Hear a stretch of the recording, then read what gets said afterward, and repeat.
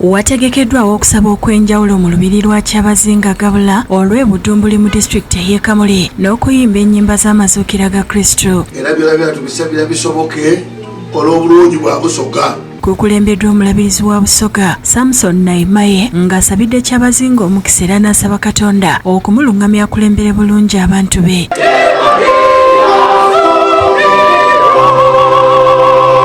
Kyabazinga asabye abakulembeze mu Busoga okukomya entalo n'okwerumaaluma bakolagane okutwala ekitundu kino mu maaso. Enda tutambuze Busoga walala danga ndijibwe tunaabanga tuli tuti enda kusobola okuyirayo mulamwa yalibu sobole okugizimba buyamba. Asimye abavubuka olw'okwagala obuwangwa n'ennono. Nebaza bamusaayi muto bamba bwenenga baliwo bangi olw'okwenda eno by'obuwangwa n'ebyennono.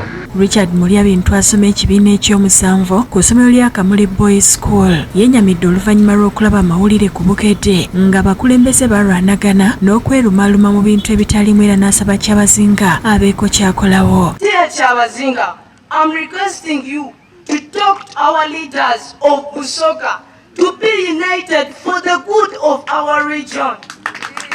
Katuukiro wa Busoga Dr. Joseph Muvawala asimye gavumenti n'abantu abatadde amaanyi mu kulaakulanya Busoga. Buli aveeyo n'ava n'abisakulubiri ebudumbula tukwenda okwebaza gavumenti nimwe mwena abatalemu amaanyi. Oluvannyuma Kyabazinga abagabudde keeki. Download the app on App Store or Google Play Store now. Vision Digital Experience, the future of media.